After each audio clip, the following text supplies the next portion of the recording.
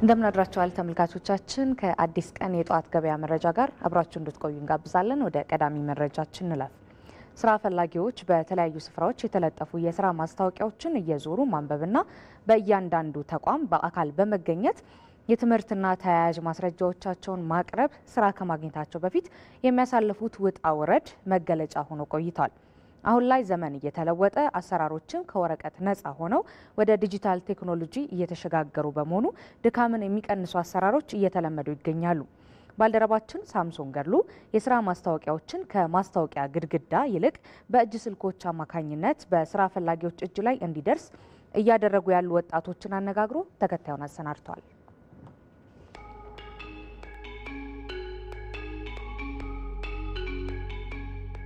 አፍሪወርክ የተመሰረተው ከዛሬ 7 ዓመት በፊት ነው። በ2018 በፈረንጆች። በፊት እንደምታውቀው አብዛኛው ወይ በወርድ ኦፍ ማውዝ ወይ ጓደኞችን በመጠየቅ ካልሆነ ደግሞ ወይ የዛኔ ትንሽ ሶሻል ሚዲያም አክቲቭ ስለነበረ እዛ ላይ ፖስት በማድረግ ነው የነበረው። ግን ፎርማል የነበረ ይሄ ዲጂታል ላይ የነበረ የሚሰራ ብዙ አልነበረ።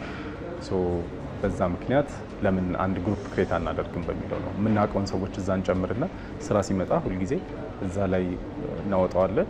ኢንተረስትድ የሆኑ ሰዎች ደግሞ ኮንታክት አድርገውን ስራ መስራት እንችላለን በሚለው ነበረ። መጀመሪያ ላይ ሲጀምር እንዳልኩ ፍሪላንስ ላይ ነበረ ሞር የሚያተኩረው። ከዛ በኋላ ግን ወደ ፉል ታይም ስራዎች ራሱ እየበዙ መጡ የሚወጡት ስራዎች። ስለዚህ ኢቨን ስሙን አሁን በፊት ፍሪላንስ ኢትዮጵያ በሚለው ነበረ ብዙ የሚታወቀው። እሱ ሙሉን እያቀፈልንም ስላልሆነ ኤክስፓንሽንም ሀሳቦችም ስላሉን ወደ ሪጅናል ወደ ተለያዩ አፍሪካ ሀገራቶችም ለማድረግ ወደ አፍሪወርክ ወደሚለው ስም ቀይረ ነው። እስካሁን ለምሳሌ ለ70 ሺህ ለሚሆኑ ሰዎች ስራ እድሎችን ፈጥረናል። ይሄ ስራ እድል ፈጥረናል ስንል እንደ ማች ነው የምንቆጥረው። ኤግዛክትሊ ስራ ያገኙ ሰዎች ናቸው።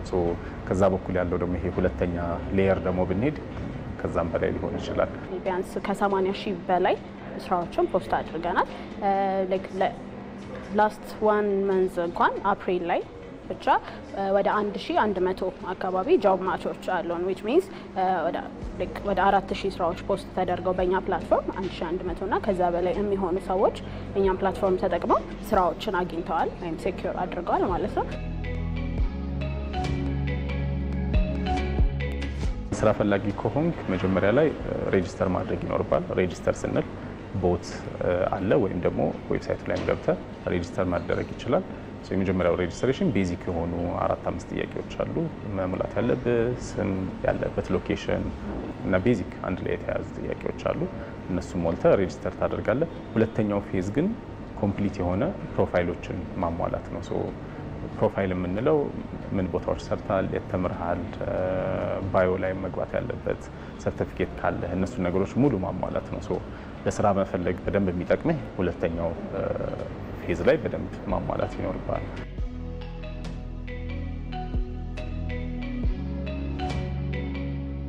ከረንትሊ አፍሪወርክ ላይ አክቲቭ የሚባሉ ካምፓኒዎች ከ2700 በላይ ሬጂስተርድ የተደረጉ ድርጅቶች አሉ።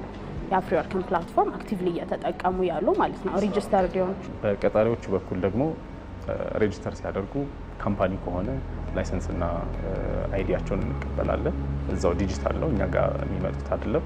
ዲጂታሊ ሰሚት ያደርጋሉ። ኮንፈርም ካደረግን በኋላ ድርጅታቸው ይመዘገባል ማለት ነው። ከስራው ጋር የተገናኘ ግዴታ ነው ወደ አይ ቲንክ ዲጂታል መምጣት ብዬ ነው የማስበው። ምክንያቱም ለምሳሌ በጋዜጣ ፕሮሰሱን ብታዩ በጋዜጣ ላይ ብታወጣ ወይ ስልክ ነው ወይ ኢሜይል እንዲደረግልህ ነው የምታደርገው። ካልሆነ ደግሞ መጥተው ሰው ሲቪ እንዲያስገባ ነው። ዲጂታል ሲሆን ስለሚቀልም ነው ግዴታ ወደ ዲጂታል ይመጣልም የምንለው። ፕሮሰሱንም ስለሚያቀል ነው ለቀጣሪውም ለተቀጣሪው። ብዙ ጊዜ ከዩኒቨርሲቲ ግራጁዌት አድርገው ሲወጡ እንዴት ነው ቲዎሬቲካል ኖሌጁ በደንብ ያውቁታል፣ ነገር ግን ቴክኒካል ነገር ላይ ጋፕ ሊፈጠር ይችላል። እንደዚህ አይነት ነገሮችን እኛ እየፈታን ያለ ነው። እንዴት ነው በአፍሪወርክ ለርን በኩል የሚሰጡ ትሬኒንጎች አሉ። የጆብ ሬዲነስ ትሬኒንጎችን እንሰጣለን። እንደዚህ አይነት ያሉ ስኪል ጋፖችን በትሬኒንጎች ፕላስ ደግሞ ሰርቲፋይም ስለምናደርጋቸው በዛ መልኩ ሃንድል እያደረግ ነው። ከቀጣሪዎች በኩል ብዙ ጊዜ ዲማንድ በጣም አለ። አንዳንዴ ከስራ ፈላጊ በኩል ሲሆን ሜቢ ትንሽ ቦታዎች ላይ ሞክሮ የመሰላቸት አይነት እንትን ሊኖር ይችላል አዝማሚያና ግን ከቀጣሪዎች በኩል ዲማንዱ በጣም ብዙ ነው። ኳሊፋይድ የሆኑ ሰዎች በደንብ ይፈልጋሉ። ስለዚህ ኦፖርቹኒቲዎች ብዙ አሉ።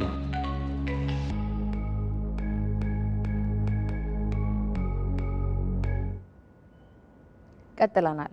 ኢትዮጵያ ዲጂታል ኢኮኖሚን ለመገንባት ለያዘችው ውጥን በ5 ሚሊዮን ኢትዮጵያውያን ኮደርስ ኢኒሼቲቭ አማካኝነት ብቁ ትውልድ ለመፍጠር እየሰራች ትገኛለች። ዓለም ከደረሰበት የዲጂታል ቴክኖሎጂ እድገት ጋር ለመወዳደር የ5 ሚሊዮን ኮደርስ ኢኒሼቲቭ ወሳኝ መድረክ መሆኑም በተደጋጋሚ ይነሳል። ባልደረባችን አገርነሽ አየልኝ የ5 ሚሊዮን ኢትዮጵያውያን ኮደርስ ኢኒሼቲቭ ሰልጣኝ ከሆነ ወጣት ጋር ቆይታ አድርጋለች። ዝርዝሩን ከራሷ አንደበት ተከታትለን እንመለስ። ስሜ ጌታሰው አበበ ይባላል። በአቃቂ ቃሊቲ ክፍለ ከተማ የግንዛቤና የህብረተሰብ ተሳትፎ ባለሙያ ነኝ። ማንኛውም ዜጋ ማንኛውም ወጣት በዚህ ሰዓት ጊዜው የቴክኖሎጂ እንደመሆኑ መጠን ኮደርስ መሆን መቻል አለበት። ኮደር ነው ማለት የፕሮግራሚንግ ላንጉጆችን ተጠቅሞ ያሉ ማኑዋል የሆኑ አሰራሮችን ዲጂታላይዝ ማድረግ፣ አገልግሎቶችን ማዘመን፣ ወደ ዲጂታላይዜሽን ማሸጋገር ማለት ነው። የሚሰጠው ስልጠናው ኦንላይን ነው። ከአንቺ የሚጠበቀው ምንድን ነው? ኢሜል አካውንት ብቻ እንዲኖርሽ ነው የሚጠበቀው። ስለዚህ በኢሜል አካውንትሽ ሬጂስተር ታደርጊያለሽ። ሬጂስተር ካደረግሽ በኋላ የሚሰጡ ሞጁሎች አሉ። እነዚህን ዳታ አናሊሲስን፣ ፕሮግራሚንግም፣ አርቲፊሻል ኢንተለጀንስና አንድሮይዱንም ጨርሰን ስናጠናቅቅ የምናገኘው ነገር ከሌሎች የሚለየው ምንድን ነው? አንደኛ እውቀት ነው የምናገኘው። ሁለተኛ ደግሞ ኢንተርናሽናሊ ሰርቲፋይድ ነው የምንሆነው። ስለዚህ ኢንተርናሽናሊ ኮምፒት ማድረግ እንችላለን። አራቱንም አጠናቀቅ ያለው መጀመሪያው ፕራይሜሪሊ ዳታ ጋዘር ይደረጋል። ዳታ ጋዘር ሲደረግ አንደኛ ዳታ ኮሌክት ማድረግ፣ ያንን ዳታውን አናላይዝ ማድረግ፣ ያን ዳታውን እንደገና ክሊን ማድረግ፣ ዳታውን ሞዴል መስራት፣ ከዚያ ደግሞ ዲፕሎይ ማድረግ አለው። ይሄን ሁሉ የምታውቂው ይሄን ሁሉ ስራ የምትሰሪው ዳታ አናላይሲስ የሚባለውን ፋንዳሜንታል ስትወስጂው በደንብ እሱ ሲገባሽ ነው ማለት ነው። የተለያዩ ስራዎችን አጠቃላይ ከኮምፒውተር ጋር የተገናኙ ነገሮችን ለመስራት የፕሮግራሚንግ ፋንዳሜንታል እውቀት በጣም ያስፈልጋል። አንድሮይድ ዲቨሎፐር ፋንዳሜንታልን መውሰዱ ምንድነው ጥቅሙ? ልክ በዋናነት የአንድሮይድ የሚባለው ከአፕሊኬሽኖች ጋር የተያያዘ ነው። አፕሊኬሽኖችን በቀላሉ ቢውልት ለማድረግ የሚያገለግለን እሱ ነው። ዩኒቨርሲቲ ተመርቄ ኮምፒውተር ወጥቻለሁ 3 ሲስተም እሰራለሁ የሚባልም የለም። እንደዚያ የሚያደርግ ያለ ሰው አይመስለኝም። ከፍለን ነው እኛን ሰለጥነው የነበረ። አንድ የፕሮግራሚንግ ኮርስ ለመሰልጠን በሳምንት በወር አይደለም፣ በሳምንት ከ2000 ብር እስከ 4000 ብር ትከፍያለሽ። በወር እስከ 10000 ብር ትከፍይ ትችያለሽ በግል። አሁን በነፃ ነው። ስለዚህ በነፃም ሆኖ ዓለም አቀፋዊ እውቅናም የምታገኝበት ከሆነ እውቀትም የምታገኝበት ከሆነ በቀላሉ ፌስቡክ የምትጠቀም ይሆን ቲክቶክ ላይ የምታሳልፊዋን ጊዜ እዚህ ጋር ብታሳልፊ አንቺ ይሄንን ወደ ቢዝነስም የምትቀይርበት መንገድ አለ ማለት ነው። ስልጠናውን ከወሰድን በኋላ ቀጥታ ሲስተሞችን ዲቨሎፕ ማድረግ ጀመር። በአዲስ አበባ ከተማ ውስጥ ያለ የመንግስት ሰራተኛ ድጎማ አለው፣ የካፍቴሪያ ድጎማ አለው። እሱን የካፍቴሪያ ድጎማ 20 ብር በጣም ብዙ ችግር የነበረበት ፊርማ ይፈርማል። 3 ቦታ ነው ፊርማ የሚፈርም። 20 ብር ለመጠቀም ፋይናንስ የሚባል አለ፣ ፋይናንስ ላይ ይፈርማል። ፐብሊክ የሚባል አለ፣ ፐብሊክ ላይ ይፈርማል። ካፍቴሪያ አስጠቃሚው ራሱ አለ፣ ካፍቴሪያ አስጠቃሚው ላይ ይፈርማል። ፕላስ ደግሞ የሚወስደው ጊዜ አለ። ከዚያ ደግሞ ኮፖን ቆጠር አለ። ለዚያ የተመደቡ ደግሞ የመንግስት ሰራተኞች አሉ። ይሄው ሁሉ ጊዜ ከሚያጠፋልና አሁን ላይ አንድ ዲጂታል ካርድ አዘጋጅንለት። አሁን ላይ እንደ ፐብሊክ ሰርቪስ ሙሉ በሙሉ በከተማ ደረጃ ሰርኩላር ወርዷል። ከ7 ያላነሱ ቢሮዎች እየተጠቀሙት ነው። ከ12 በላይ ወረዳዎች እየተጠቀሙት ነው። የወሳኝ ኩነት አሁን ዲጂታል አይዲ ነው እየተሰጠ ያለው በከተማ ውስጥ ላይ። እሱ አይዲ መድረስ አለመድረሱን ከዚህ በፊት ሰው ስራ እየፈታ እየተመላለሰ እሱ ቀጥታ ቤቱ ነዋሪው ቤቱ ሆኖ ተገልጋዩ ቤቱ ሆኖ ልክ ታትማ እንደጨረሰች እስካን ሲደረግ መታወቂያው ስለደረሰ መተው ይውሰዱ የሚል ቴክስት አፕሊኬሽን እሷንም በዚሁ ስልጠና አብረን የሰራናትና እና ለሲቪል ምዝገባም ፕሮቫይድ አድርገን አሁን ሙሉ እንደ ከተማ እየተጠቀሙባት ነው ማለት ነው። አንቺ ሲስተም ሰርተሽ ተግብረሽው የሰዎችን ችግር አቃሎ እንደማየት ከዚህ የበለጠ ጥቅም የለም። የመጀመሪያ በየትኛውም ካልኩሌሽን ብትመዘኙ ይሄኛው እኛም ባንሰራ ከውጭ ሲስተም ይገዛል። ሲገዛ ደግሞ በሚሊዮን ነው፣ ሲገዛ ደግሞ በዶላር ነው። ትልቁ ቻሌንጅ ምንድነው? ሰው በቀላሉ ሲስተምን አይቀበልም። ከማኑዋል ወጥተህ ወደ ሲስተም ተሸጋገር ስትዩ ሰው ደስ አይለውም። አሁን ያለበት ኮምፎርት ዞን ነው የሚመስለው።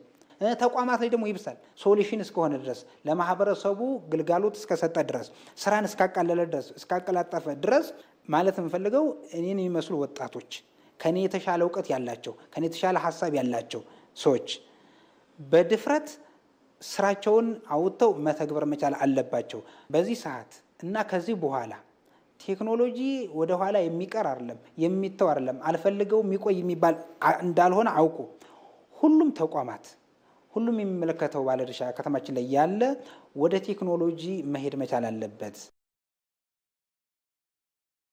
ተመልካቾች አሁን ደግሞ የምናልፈው ወደ ግብይት መረጃ ነው። በአዲስ አበባና በሌሎች ከተሞች ያሉት የመሰረታዊ ሸቀጦች ዋጋ፣ የውጭ ሀገር ገንዘብ ተመን እንዲሁም ደግሞ የተለያዩ የግብርና ምርቶች ወቅታዊ የግብይት መረጃዎችን ተከታትለን እንመለስ።